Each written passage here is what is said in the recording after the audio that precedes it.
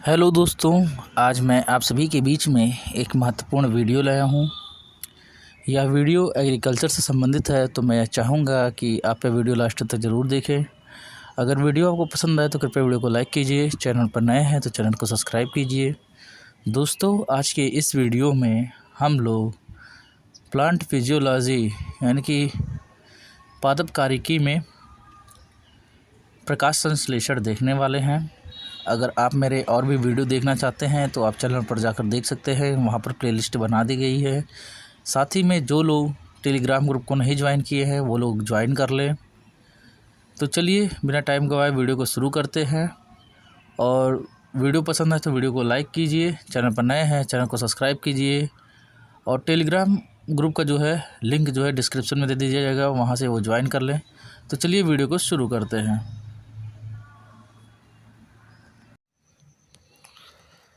प्रकाश संश्लेषण फोटोसिंथेटिक, तो इसमें आता है पहला प्रकाश संश्लेषक वर्णक, और जिसके अंतर्गत ए आता है क्लोरोफिल वर्णक।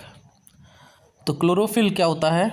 प्लास्टिड के गैना में होता है और थाइलोकोइड्स झिल्ली से जुड़े होते हैं।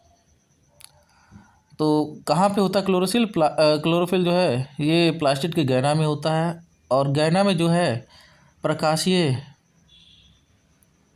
अभिक्रिया होती है। और क्लोरोफिल ए क्या होता है और बी के जो पोरफायरिन रिंग के केंद्र में क्या होता है? मैग्नीशियम का एक परमाणु होता है। क्लोरोफिल ए और बी का जो है पोरफायरिन रिंग के केंद्र के में क्या होता है? मैग्नीशियम का एक परमाणु होता है। और क्लोरोफिल वर्णक क्या होता है? दो प्रकार के होते हैं। एक आता है क्लोरोफिल ए आता है, और जिसका सूत्र क्या C55H72O5N4Mg है। और ये सभी क्या होता है? हरे पौधे में सार्वभौमिक जो है पाया जाता है, यूनिवर्सली जो है पाया जाता है। फिर आता है क्लोरोफिल बी। तो क्लोरोफिल बी का जो है फार्मूला क्या है? C55H70O6N4Mg है। यह जो है उच्च पौधों और हरी शैवाल में मौजूद है, लेकिन लाल शैवाल में अनुपस्थित है। तो क्लोरोफिल ए का फार्मूला क्या है? C55H72O5 और N4Mg है। और क्लोरोफिल बी का फार्मूला क्या है? C55H70O6N4Mg है। और क्लोरोफिल ए क्या होता है? ये जो है सार्वभौमिक पाया जाता है। और क्लोरोफिल बी क्या होता है? ये उच्च पौधों और हरी शैवालों में मौजूद होते हैं, लेकिन लाल शैवाल में जो है अनुपस्थित होता है। तो क्लोरोफिल किस में अनुपस्थित होता है? तो लाल शैवाल में क्या होता है? अनुपस्थित होता है।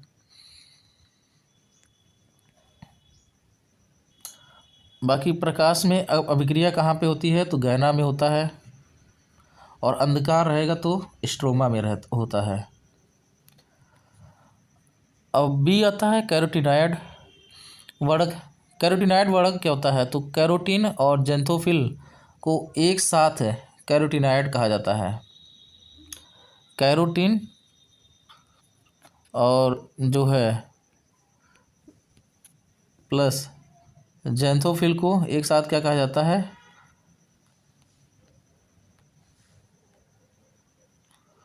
कैरोटीनॉयड कहा जाता है।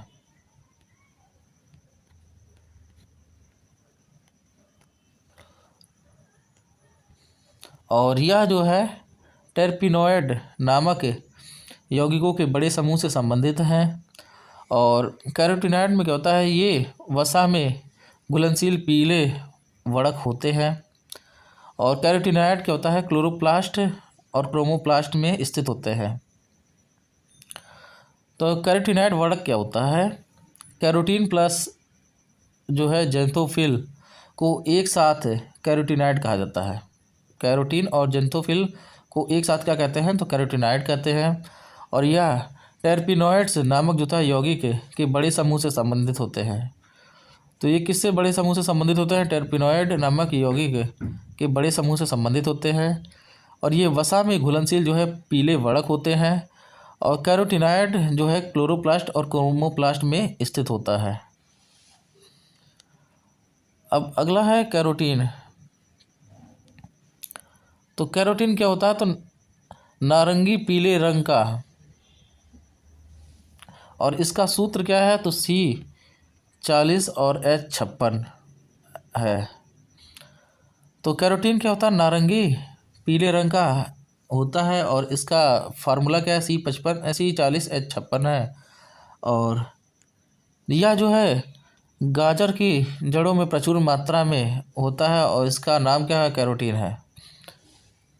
गाजर की जड़ों में जो होता है प्रचुर मात्रा में होता है और इसका नाम क्या है? तो कैरोटीन है। और इसका सबसे सामान्य रूप क्या है? तो बीटा कैरोटीन है। और बीटा कैरोटीन क्या होता है? विटामिन ए का अग्रदूत होता है, प्रिसेसर होता है। यह हवा में जो होता है जल्दी से ऑक्सीकृत हो जाता है और इसलिए रंग का तेज़ी से परिवर्तन जो होता है छिलका उतारने हेतु जो होता है गाजर में होता है। तो कैरोटीन क्या है? तो नारंगी पीले रंग का अनुभवजन सूत्र क्या है इसका? तो C40 H56 है। और गाजर के जड़ों में जो है प्रचुर मात्रा में मिलता है और इसका नाम क्या है? तो कैरोटीन है। और इसका सबसे सामान्य रूप कौन सा है? तो बीटा कैरोटीन है। और बीटा कैरोटीन विटामिन ए का अग्रदूत है, प्रिसेसर है। और यह हवा में जल्दी से ऑक्सीकृत हो जाता है और रंग का तेज़ी से परिवर्तन और छिलका उतारे हुए गाजर में होता है। अब अगला आता है ज़ैंथोफिल। ज़ैंथोफिल क्या होता है? यह भूरे रंग से पीले रंग का कैरोटीन से जो है अधिक प्रचुर मात्रा में उपलब्ध वड़क है। भूरे रंग से पीले रंग का कैरोटीन से अधिक प्रचुर मात्रा में उपलब्ध वड़क है। फार्मूला क्या है? तो C40 H56 और O2 है। और ज़ैंथोफिल में को जो है कैरोटिनॉल भी कहा जाता है। और मक्का का प्रमुख पीला वड़क जो होता है जियाज़ैंथिन के कारण होता है। एंथोसाइनिन यह एक बैंगनी वड़क है और पानी में घुलनशील है और इसलिए यह जो है कोशिकाओं के पानी में घोल के रूप में होता है। जो कोशिका होती है उसके पानी में क्या होता है? यह घोल के रूप में होता है और यह प्रकाश संश्लेषण में भाग नहीं लेता है और यह जो है चुकंदर सेब में मौजूद होता है। तो एंथोसाइनिन क्या है? किस रंग का वड़क है? तो एंथोसाइनिन जो है ये आपका बैंगनी रंग का जो है वड़क है और पानी में घुलनशील है यह। और यह जो है कोशिकाओं के पानी में जो है घोल के रूप में होता है, प्रकाश संश्लेषण में भाग नहीं लेता है और चुकंदर और सेब में मौजूद होता है। अब प्रकाश संश्लेषण, CO2 एसिमिलेशन और या फिर खाद्य निर्माण। तो इसमें परिभाषा, तो प्रदीप्त हरित कोशिकाओं द्वारा CO2 और पानी का उपयोग से जो है कार्बोहाइड्रेट का निर्माण होता है और सह उत्पाद जो है ऑक्सीजन जो है मुक्त करना जो है प्रकाश संश्लेषण कहा जाता है। बेसिकली जो है इसमें जो है CO2 और प्लस जो है H2O की सहायता से प्रकाश और फिर क्लोरोफिल की मदद से जो है क्लोरोफिल हो गई, ये C6H12O6 और प्लस जो है 6O2 बनता है। तो ये जो 6O2 है आपका, ये क्या है? आपका सह उत्पाद है और बाकी ग्लूकोज का निर्माण होता है और रॉ मटेरियल के तौर पे CO2 प्लस H2O आता है। H2O जल और CO2 जो होता है कार्बन डाइऑक्साइड है। तो इसमें क्या है? प्रदीप्त हरित कोशिकाओं द्वारा CO2 6CO2 हो गया यहाँ पे, और उसके बाद पानी का उपयोग H2O से होता है कार्बोहाइड्रेट और के निर्माण, और सह उत्पाद क्या होता है ऑक्सीजन को मुक्त करना जो होता है प्रकाश संश्लेषण कहा जाता है। और ये जो क्रिया जो होती है ये प्रकाश और क्लोरोफिल की उपस्थिति में होता है। और प्रकाश चरण की प्रतिक्रिया प्रकाश के प्रति जो होता है संवेदनशील होती है, और इसलिए इसे क्या कहते हैं तो प्रकाश रासायनिक प्रतिक्रिया कहा जाता है। जो प्रकाश चरण प्रक्रिया होती है वो प्रकाश के प्रति संवेदनशील होती है, इसलिए इसे क्या कहते हैं तो प्रकाश रासायनिक प्रक्रिया कहते हैं। और प्रकाश संश्लेषण के दौरान जो है ऑक्सीजन का स्रोत क्या है तो H2O होता है। प्रकाश संश्लेषण के दौरान जो ऑक्सीजन का स्रोत है वो कौन सा है तो H2O है, जल। और प्रकाश ऊर्जा की रासायनिक ऊर्जा यानी ATP में जो है रूपांतरण को फोटोफॉस्फोराइलेशन कहा जाता है। प्रकाश ऊर्जा के रासायनिक ऊर्जा यानी ATP में क्या होता है रूपांतरण को क्या कहते हैं तो फोटोफॉस्फोराइलेशन कहते हैं।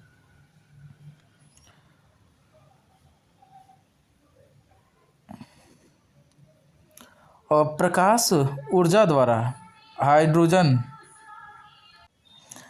ऑक्सीजन में पानी के अणु के टूटने को जो तो फोटोलाइसिस कहलाता है।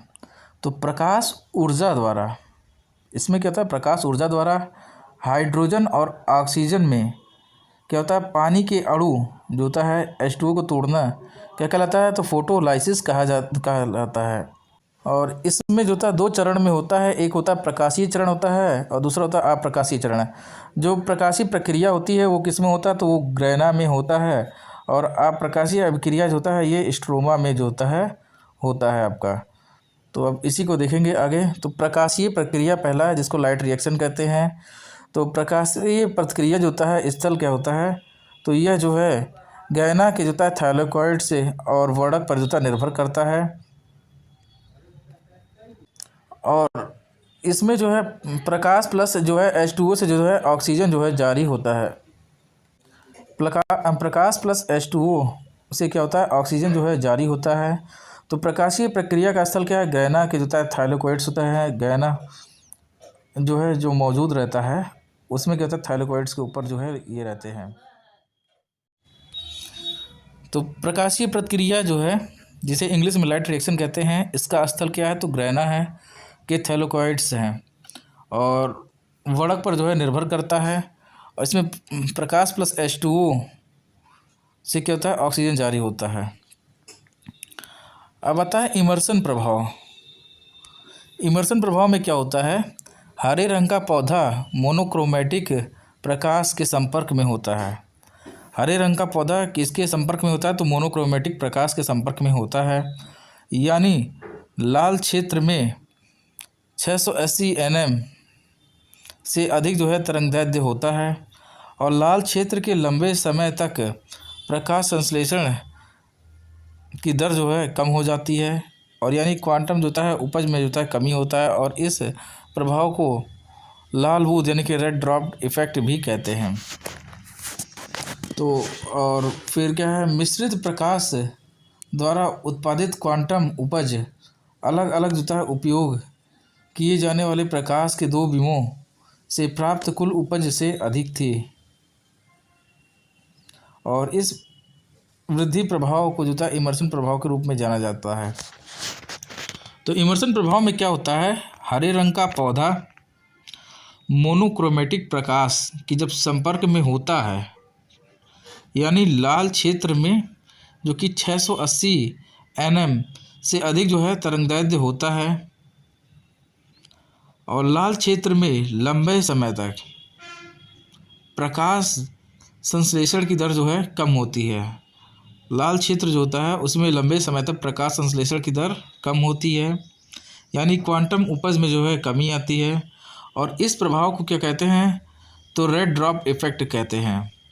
हरे रंग का पौधा मोनोक्रोमेटिक प्रकाश के संपर्क में होता है, यानी लाल क्षेत्र में 680 nm से अधिक तरंगदैर्ध्य होता है, और लाल क्षेत्र के लंबे समय तक प्रकाश संश्लेषण की दर क्या होता है, कम हो जाती है, यानी जो क्वांटम उपज है उसमें कमी होती है, और इस प्रभाव को क्या कहते हैं, तो रेड ड्रॉप इफेक्ट कहते हैं।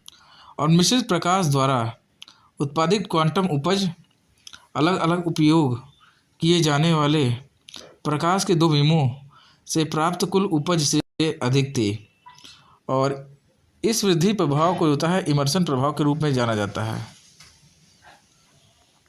तो मिश्रित प्रभाव द्वारा क्या होता है, उत्पादित क्वांटम उपज क्या है, अलग अलग जो है उपयोग किए जाने वाले प्रकाश के दो बीमों से प्राप्त कुल उपज से अधिक थे, और इस प्रभाव को इमर्सन प्रभाव के रूप में जाना जाता है।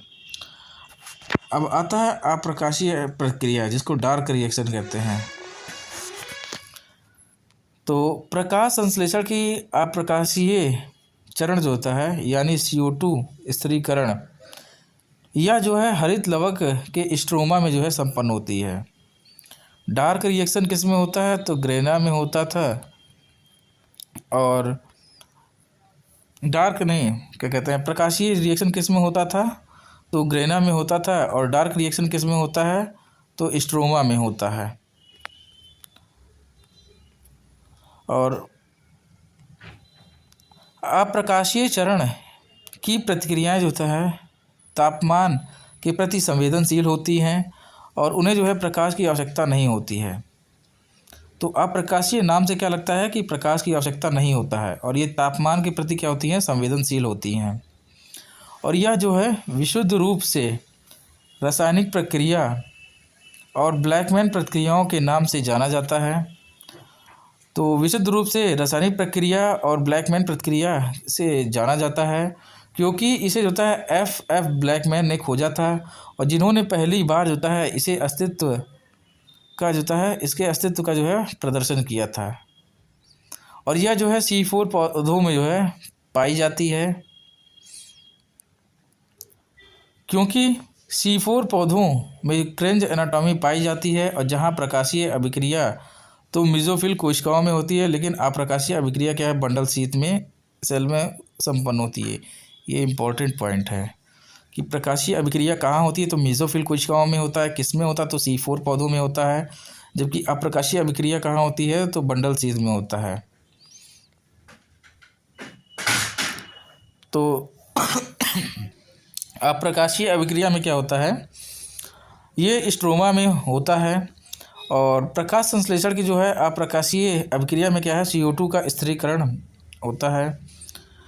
और अप्रकाशीय चरण की प्रक्रिया जो है तापमान के प्रति संवेदनशील होती है, प्रकाश की आवश्यकता नहीं होती है। और ये जो विशुद्ध रूप से रासायनिक प्रक्रिया है ब्लैकमैन प्रक्रिया के नाम से जाना जाता है, क्योंकि F ब्लैकमैन ने इसे खोजा था, और जिन्होंने पहली बार इसके अस्तित्व का प्रदर्शन किया था।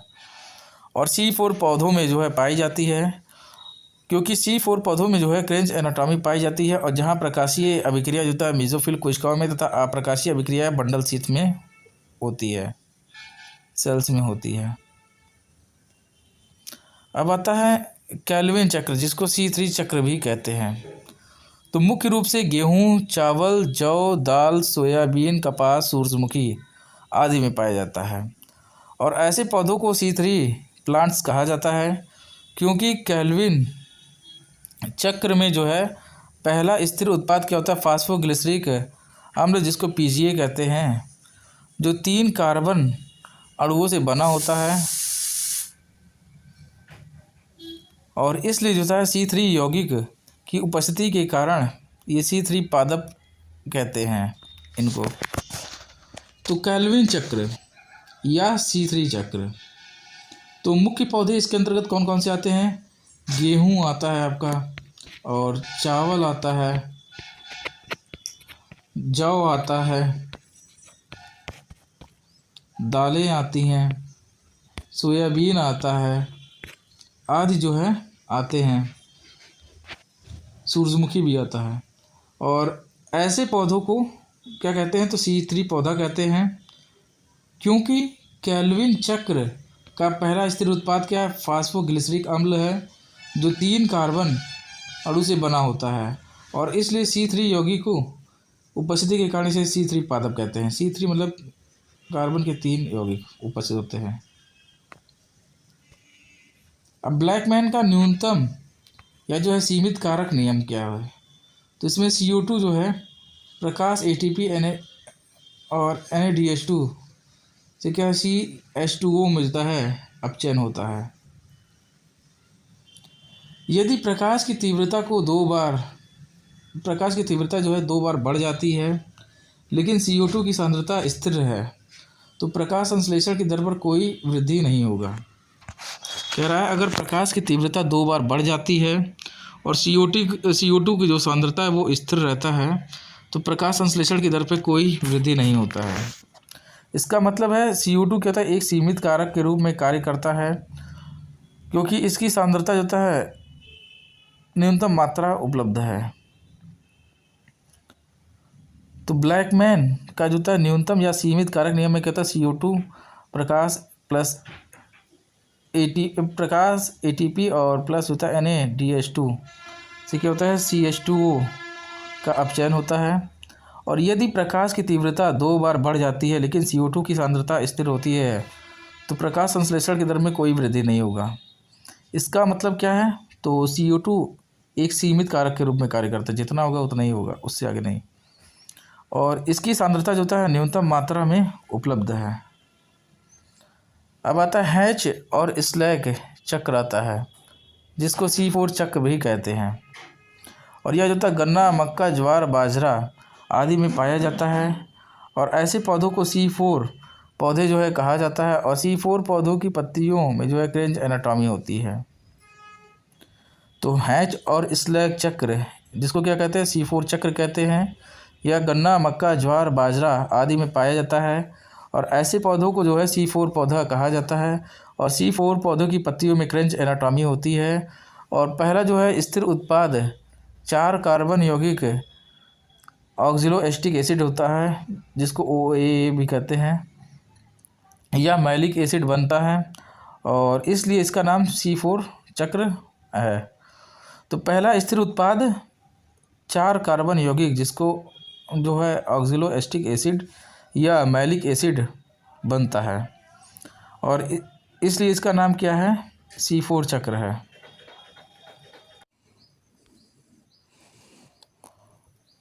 PEP कार्बोक्सिलेज में CO2 के लिए जो है उच्च संबंध है और इसलिए C4 और C3 पौधों की तुलना में कम सांद्रता पर भी जो है CO2 को दृढ़ता से जो है अवशोषित करने में सक्षम है और जिससे प्रकाश संश्लेषण की उच्च दर प्राप्त होती है। तो PEP कार्बोक्सिलेज में CO2 के लिए जो है उच्च संबंध है।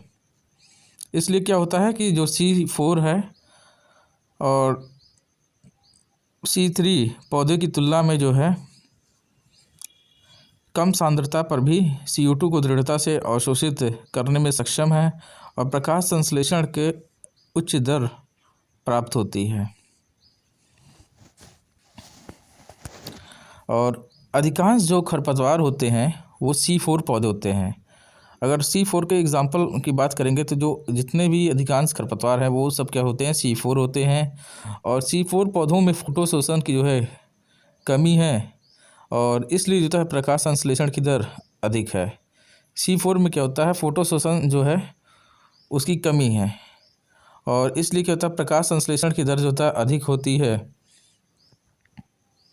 अब आता है क्रेसुलोनिक एसिड चयापचय जिसको कैम कहते हैं। तो सभी कैम पौधों में मांसल आदत यानी कि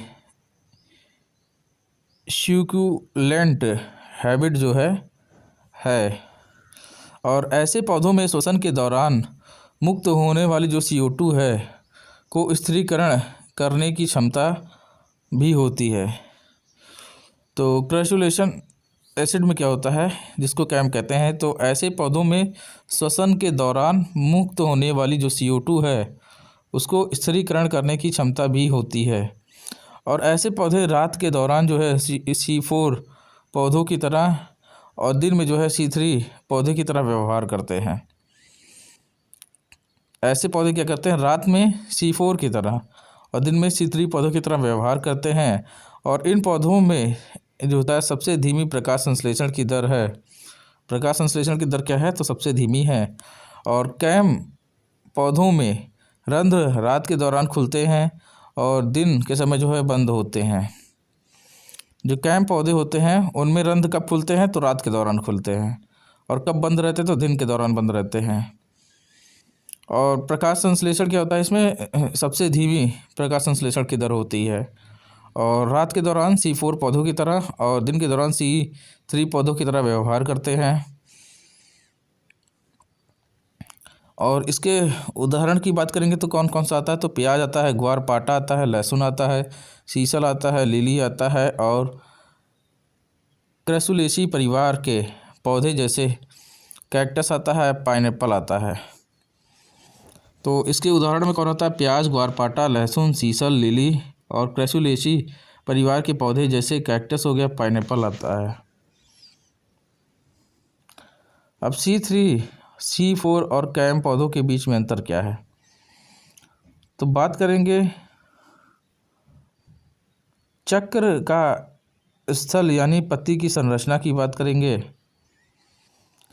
तो C3 में क्या होता है, मेसोफिल होता है। C4 में मेसोफिल और बंडल शीत कोशिका यानी कि क्रेंच एनाटॉमी की संरचना होती है। और कैम में मेसोफिल और रिक्तिका होता है।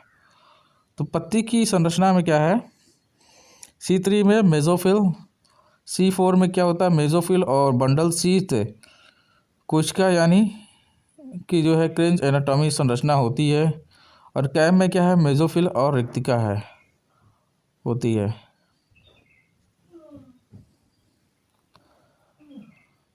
और प्रथम स्थिर उत्पाद की बात करें तो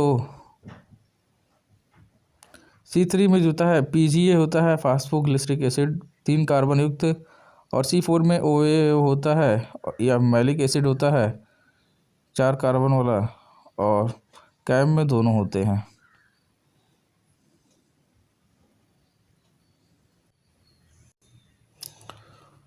तो प्रथम स्थिर उत्पाद जो है C3 में PGA 3 कार्बन युक्त और C4 में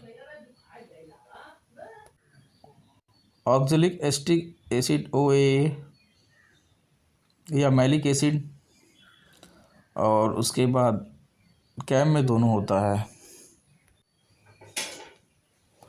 और CO2 स्वीकार्यता की बात करें तो C3 में होता है RUBP और C4 में PEP और कैम में भी PEP के रूप में होता है। अब डार्क रिएक्शन जो होता है C3 में जो है केल्विन चक्र से संबंधित है। और उसके बाद C4 में हैच और स्लैक चक्र एवं केल्विन चक्र के माध्यम से। तो डार्क रिएक्शन जो है C3 में केल्विन चक्र से और C4 में हैच और स्लैक चक्र एवं केल्विन चक्र के माध्यम से होता है।